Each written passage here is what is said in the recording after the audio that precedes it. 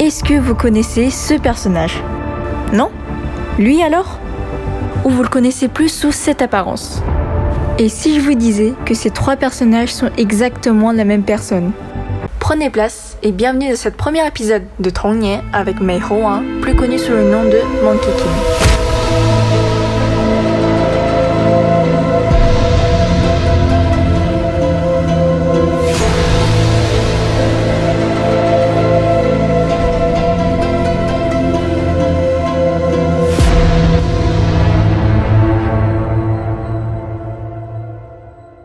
Ce singe-là, il vient du très célèbre chef-d'œuvre mythologique Xi You Ji ou Voyage vers l'Ouest qui a été achevé sous la plume de Wu Cheng'en.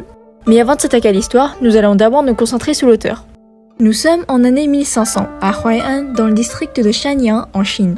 Et un enfant né sous le nom de Wu Cheng'en. Et comme vous le savez, en Chine, travailler dur c'est la base. Si t'es pas un ami, t'es un ennemi. Bravo pour ça que la rêve. Son père, qui occupait la place d'un fonctionnaire, a fait porter toute la pression de refléter la fierté de ses ancêtres à son fils. Car oui, Wu Cheng'en était un enfant prodige d'après tout son village, mémoire photographique, doué en littérature, etc. Et c'est naturellement qu'il réussit tous ses examens pour devenir fonctionnaire comme son père et le rend fier, lui et son village.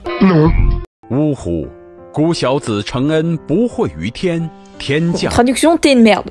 Malheureusement pour lui, son père meurt peu après qu'il échoue à son examen et comme le dit dans la lettre d'avant, il est très déçu de son fils. Mais Wu Cheng'en est déterminé et retente de passer ses examens 2 fois. Mais échoue encore 2 fois. Encore. Alors oui, vous vous dites sûrement comment ça se fait alors que j'ai dit qu'il y a 2 secondes que c'était un prodige. C'est tout simplement parce qu'il s'est dit que sa place n'est pas ici. Il en a un peu rien à faire de devenir fonctionnaire. Car depuis tout petit, sa passion tourne autour des livres sur la mythologie et des légendes et rêvait pouvoir de rédiger son propre récit un jour. Mais il était surtout très amoureux des singes. Alors, non, c'est pas ce que je voulais dire. Mais il admirait les singes. Il s'imaginait pouvoir être aussi libre, imaginatif et tout puissant que les singes car il voyait en eux la liberté. Bon, chacun voit sa liberté comme il le veut et Rhaenyra le voyait bien à travers un génocide, alors bon. C'est donc ça, la vraie liberté. J'ai attendu ça toute ma vie. Je suis enfin libre. Arrêtez de hurler, j'entends pas ma liberté là. Souffrez en silence, merci. Et c'est avec tout ce qu'il aime dans sa vie et son vécu qu'il a rédigé l'un des plus grands classiques de la littérature chinoise. Mais il est mort avant la publication de son livre.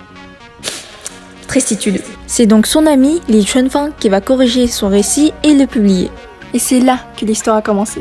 L'un des plus gros buzz de l'histoire de la littérature asiatique qu'on continue même à en parler 500 ans après et qui fait l'objet de nombreuses inspirations d'auteurs d'aujourd'hui comme Dragon Ball Z. Moi je voudrais bien essayer. Hop là. Hop, ça y est. Ouais, je sais faire du nuage supersonique. Miraculous. Zoupou, transforme-moi.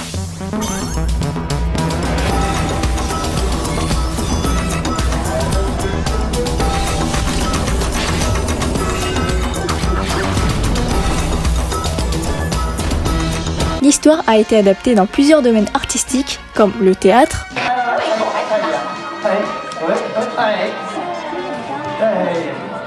des séries,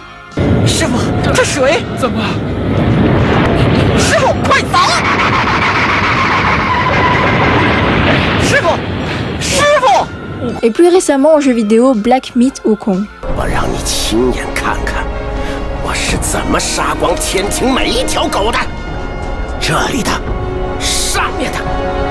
Mais également en dessin animé. Et moi, je vais vous raconter celle que j'ai connue.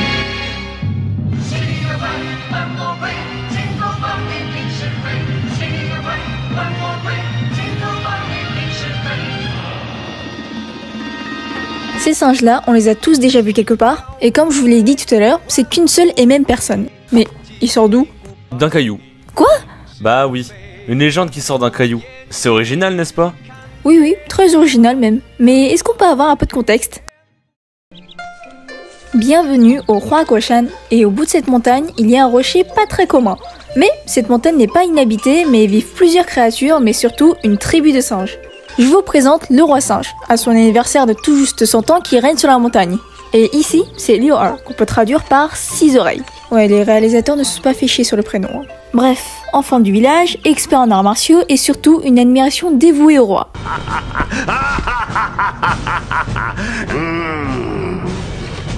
Bon, lui c'est typique d'un méchant pas beau qui vient causer des emmerdes. Lui c'est Hueshimon, avec son armée de monstres qui se sont auto-invités à la fête pour faire des caprices. J'ai un cadeau pour toi, la lettre d'un dieu qui me programme nouveau roi de cette montagne. Oh les gars, regardez, c'est un petit ours bleu qui veut notre montagne. Et puis quoi encore? Tu veux qu'on te serve un verre de vin aussi? Bah oui, volontiers. Hé, il est où ce dieu? Bah écoute, dans mes rêves. Commençons la fête, mon roi. Je ramène les champagnes.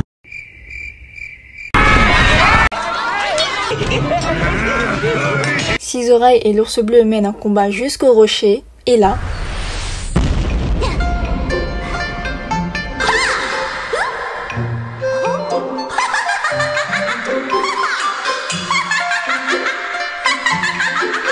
toute la montagne ont vu ce singe sortir de son rocher, et c'est en toute logique qu'il se pose la question sur son existence, mais surtout, est-ce qu'il est dangereux? Le roi singe envoie donc Six Oreilles et le retrouve pendant qu'il se fait attaquer par un des monstres.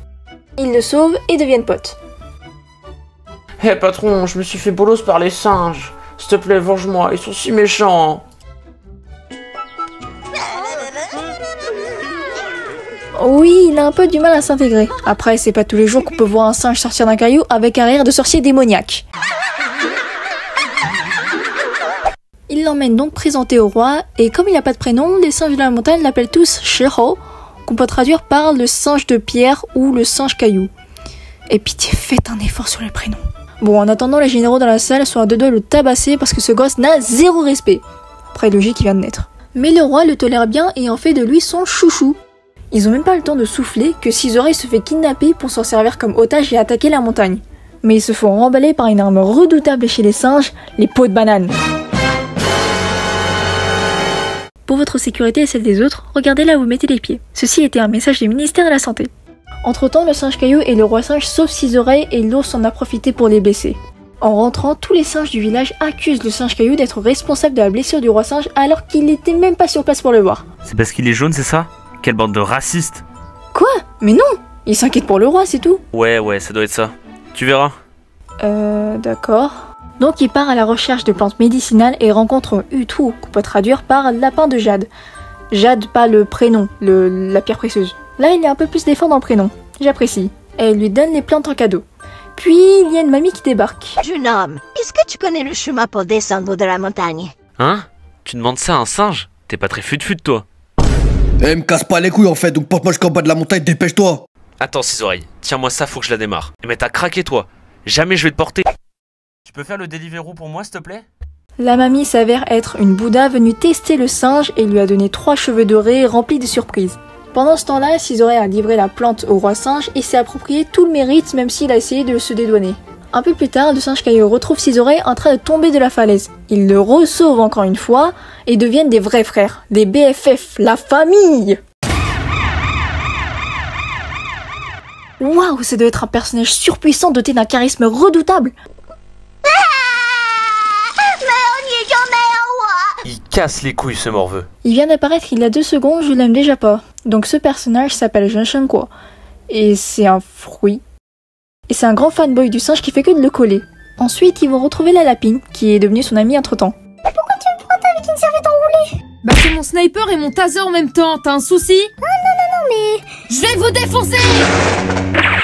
En réalité, le fruit lui a révélé que le singe est sorti d'un caillou et ça l'a rendu folle de rage. Car la naissance de ce singe a causé des tremblements de terre dans toute la montagne qui a eu un impact sur le fruit qui est tombé de l'arbre pour le coup qui a rendu sa liberté. C'est pour ça qu'il est devenu son fanboy.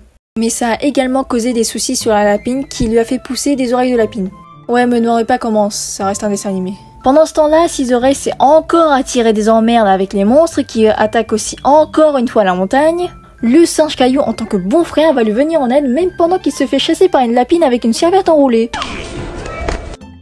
Mais comment elle le tient, wesh? Elle s'est fait une entorse au bras, là. En plus, elle ferme même pas le bon œil. Elle cherche toujours à tuer le singe caillou, mais elle vise comme un pied. Oh bah, il va pas s'en priver, hein. Et le fruit, il est où? Ah, lui? Non, mais j'en parle pas beaucoup parce qu'il est pas très pertinent, quoi. Et la lapine quitte le champ de bataille car on lui a enlevé son bandeau et qu'elle a honte de ses oreilles. Donc pour la réconforter, ils ont mis des fausses oreilles pour l'accompagner. N'aie pas honte de tes oreilles, c'est super mignon. Et regarde Six Oreilles, il en a 8 maintenant. Le lendemain, les singes font une réserve de nourriture et le général l'accuse d'avoir fait tomber tous les réserves de fruits, toujours sans preuve fondée. On va ramasser les fruits, esclave. Et le fruit, non seulement il l'aide pas, mais il insulte H24 et fait tomber tous les fruits de la montagne. Du coup, les généraux l'accusent encore une fois d'être responsable et le virent de la montagne. Eh mais Hugo, t'avais raison, en fait c'était putain de raciste. T'as vu? Ils ont un problème contre eux. Donc durant leur fugue, ils rencontrent une chèvre charismatique qui les invite à boire un thé chez lui. Tu veux devenir mon élève? Non, flemme. Ok, bah va crever alors. Attention les enfants, n'acceptez jamais l'invitation d'un vieux chèvre pour un thé. C'était en réalité un piège car ce chèvre est le patron de l'ours bleu. Mais réussissent à s'enfuir grâce aux cheveux dorés du singe et trouvent derrière une cascade un lieu paradisiaque à l'abri des regards. Et pendant qu'ils se la coulent douce, la lapine arrive pour les prévenir qu'il y a la guerre quand même, hein. Oui, les monstres reviennent attaquer pour la... 1, 3... Assistant, ils ont attaqué les singes combien de fois les méchants? Oh bon, j'ai arrêté de compter, hein. Et va compter là, dépêche-toi. 4 fois, madame, 4 fois, j'en suis sûr. Mais pour une fois, les méchants ils se sortent plutôt bien parce qu'ils ont fait appel à Sonic l'hérisson. Et si Zoraï se fait encore kidnapper par les monstres... Mais t'as cru que t'étais la princesse Peach pour te faire kidnapper autant? Bon, du coup, il se fait sauver par le singe caillou. Encore. Mais en attendant, bah y a toujours la guerre dans la montagne. Et ils sont nulle part en sécurité.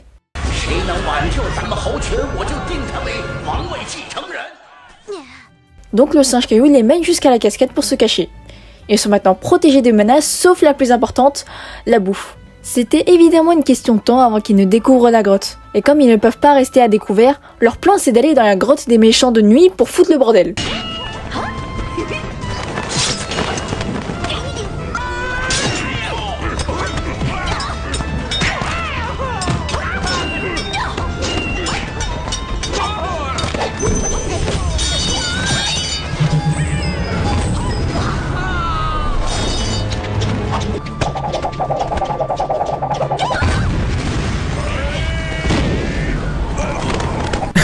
Chef, je suis encore fait bolos par les singes. Le roi singe tient sa promesse et proclame le singe caillou le nouveau roi de la montagne.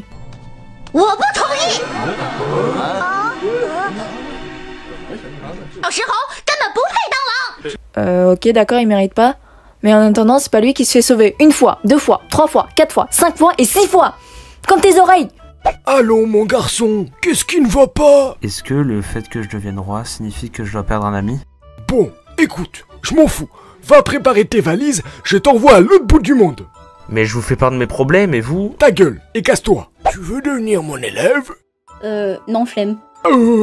Et si je te proposais un thé alors? Merci, mais non merci. Mais allez, s'il te plaît. Oh non, flemme. Même avec un compte Spotify Premium? Vos désirs sont des ordres, maître. Moi.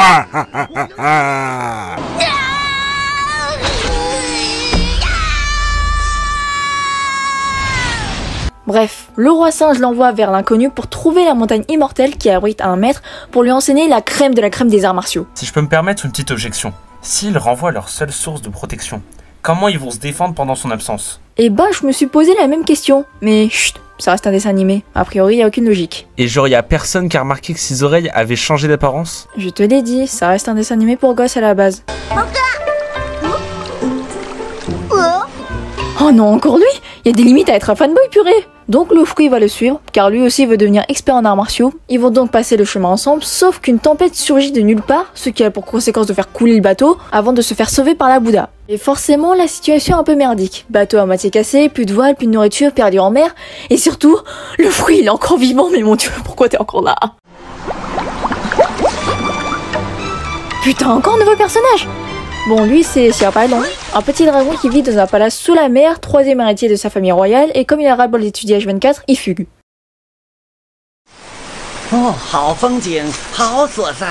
Mais c'est qui, lui, encore, mon dieu? Bah, c'est un dieu. Et donc? Bah, c'est un dieu avec une antenne 5G sur sa tête. Ah, j'en ai marre de cette illogiticité de ce dessin animé. Tiens, fais la suite. Ça se dit illogique, en fait. Ouais, illogicisation, c'est ça, ouais. En fait, depuis le début de l'histoire, il y a des dieux qui les observent depuis les cieux. Et si vous vous souvenez de la mamie Bouddha, elle en fait partie aussi. Et ce mec avec l'antenne 5G vient dessiner la montagne des fleurs de fruits pour un cadeau. Sauf qu'il n'a pas appris la notion de discrétion. La lapine l'a cramée et elle s'est faufilée dans sa valise pour s'infiltrer dans les cieux. Sauf qu'elle aussi, elle s'est très vite faite cramer par 2 gosses immortels, mais ça va, c'est des bons. Ils l'ont pas poucave, mais l'ont aidé à se cacher et à devenir la disciple de Shanji. C'est bon, j'ai fini mon café! Du côté du trio, ils sont enfin arrivés à la montagne et rencontrent Puti Zushi, le maître qui va les enseigner la crème des arts martiaux. Et tout ça grâce à l'eau crachée par un petit poisson. Ils ont également fait connaissance avec les autres disciples du maître, un muet qui fait que passer le balai, un aigri toujours en feu, et un mec avec une fleur sur sa tête. Enfin bref, c'est ici qu'on n'appellera plus le singe caillou, mais par le nom que le maître lui a assigné, Sun Wukong. Et le maître lui explique que pour lui enseigner les arts martiaux, il faut de la patience. Sauf que lui, la patience, il en a ras-le-bol. Donc il se rend dans le pavillon des écritures du maître sans son autorisation.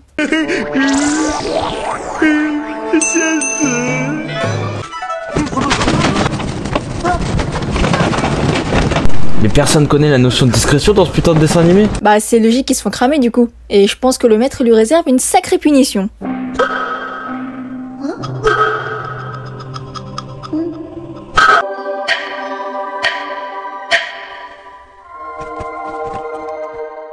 Alors là, chapeau, à quel moment tu comprends la traduction?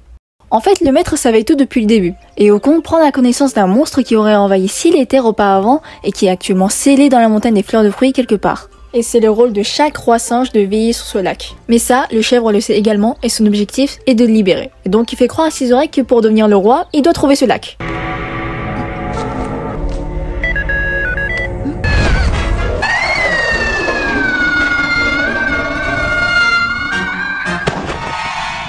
Donc voilà Xiaolin Yuansheng qui s'est pris pour gérer des Totally Spies à viper ses oreilles. Il lui explique que pour sortir de ce lac, il doit lui prêter son corps.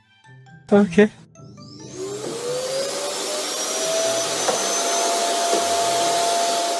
Le lendemain, un moine vient sélectionner des disciples pour travailler au ciel et devenir immortel, car tous les élèves ici s'entraînent dans ce but, sauf Wukong.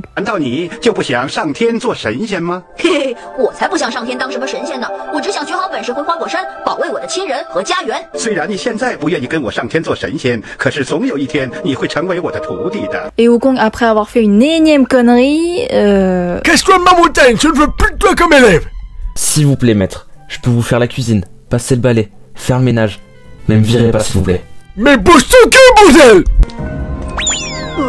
Je pense que n'importe qui reconnaît ce nuage. DBZ en a fait une bonne référence. De retour à la montagne, on s'imagine déjà qu'il va être accueilli par une grosse fête. Eh ben non, la montagne s'est fait attaquer, tous les singes sont réduits à l'esclavage.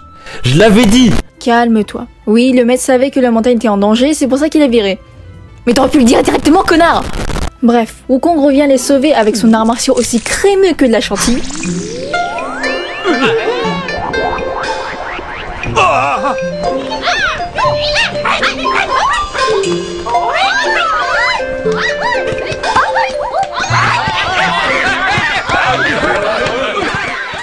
Mais ils ont encore le roi singe en otage, ces bâtards.